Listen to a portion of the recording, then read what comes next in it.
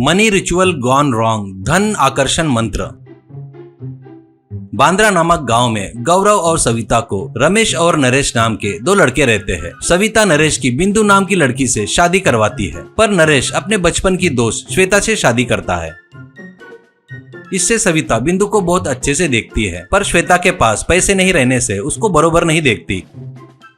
ऐसे ही रहते हुए एक दिन अपने लड़के नरेश को बुलाकर उससे सविता, ए नरेश, क्या है रे, मेरी इज्जत मिट्टी में मिला रही है। इस दलिद्र को लाकर मेरी बहू बनाकर मुझे तकलीफ दे रहा है क्या? नरेश, माँ क्यों इतना सोच रही हो? मेरी पत्नी पैसे वाली नहीं है तो मुझे कोई तकलीफ नहीं है। जब मुझे कोई तकलीफ नहीं है तो तुम्हें क्यों तकलीफ हो रही है? और वो मेरी बचपन की दोस्त है। माँ बाप सडनली मर गए, अब उसका मेरे सिवा और कोई है नहीं, इसलिए शादी कर लिया। सविता, ओहो, बड़ा अनाथों का रक्षक बन रहा है रे। देख, मैं जितनी अच्छी हूँ उतनी ही सर्किट हूँ। रुक, देखते ही देखते तेरी बीवी को यहाँ से भाग जाना। ऐसा नहीं किया तो मेरा नाम बदल दूंगी, ऐसा कहती है। इस विषय पे रमेश बताए तो भी सविता बिल्कुल नहीं सुनती थी।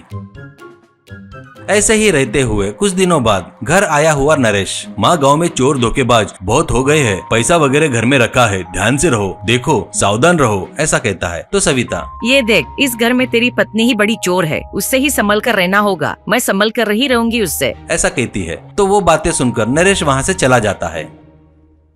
ऐसे ही रहते हुए कुछ दिनों बाद उस घर में पूरे सोने के कपड़े में एक सोनेरी रंग का शंख पकड़कर धन बाबू नाम का एक चोर घर के सामने आकर शंख को फूंकता है। उसकी आवाज सुनकर सविता बाहर आकर देखती है। उसको देखकर धन बाबू, आकर्षित आकर्षित, तेरी लड़की यहाँ पर है करके यहाँ पर भेजा है माँ ने मुझे। तेरी लड़की हूबहू तेरे जैसी है माँ, तुम अद्भुत हो माँ, तुम अद्भुत हो, ऐसा कहता है। सविता, कौन हो बेटा तुम? क्या बात कर रहे हो? मुझे कुछ समझ में नहीं आ रहा है। धन बाबू, माँ मैं लक्ष्मी का उपासक हूँ, उनकी लड़की पैसा और गहना चाहिए कह रही है, पर घर में थोड़ी सी अड़चन है, जाकर पूजा कर कर दे के आ, ऐसा कह रही है, इसलिए आया हूँ माँ। पर तुम हूबहू उनके जैसी हो माँ, कैसे माँ? वो बातें सुनकर सविता बहुत खुश होती है। बाद में उससे सविता, अरे वैसी ही रहती हूँ, मेरी ही माँ है ना, इसलिए थोड़ी सी वैसी ही रहूंगी ना। पर छोटी सी अड़चन क्या बड़ी अड़चन है बेटा, वो ही दलिद्र छोटी बहू होगी, उसकी ही दलिद्री लग गई है हमको, करके धन बाबू को घर के अंदर लेकर आती है।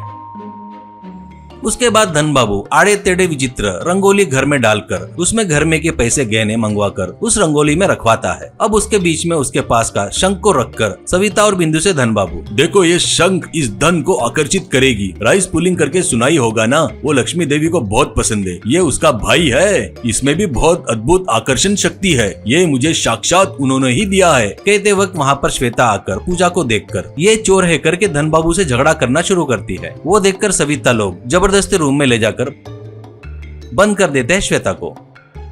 बाद में कुछ अगरबत्ती जलाता है धन बाबू, बस उसके धुएं से बिंदु और सविता दोनों जमीन पर गिर जाते हैं। इससे धन बाबू 2 लाख रुपए और गहने लेकर भाग जाता है। कुछ देर बाद श्वेता को चिल्लाता हुआ देखकर बाजू वाले फोन करने से नरेश और रमेश आकर सविता लोगों पर पानी छिड़क कर उनको उठाते हैं।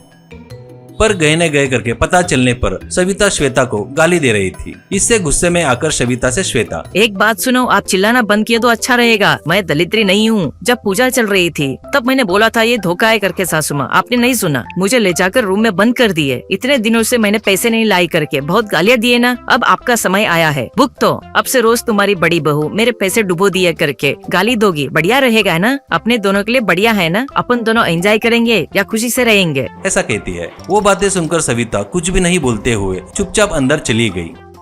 उसके बाद रमेश और नरेश जाकर पुलिस स्टेशन को गहने चोरी हो गई करके कंप्लेंट देते हैं।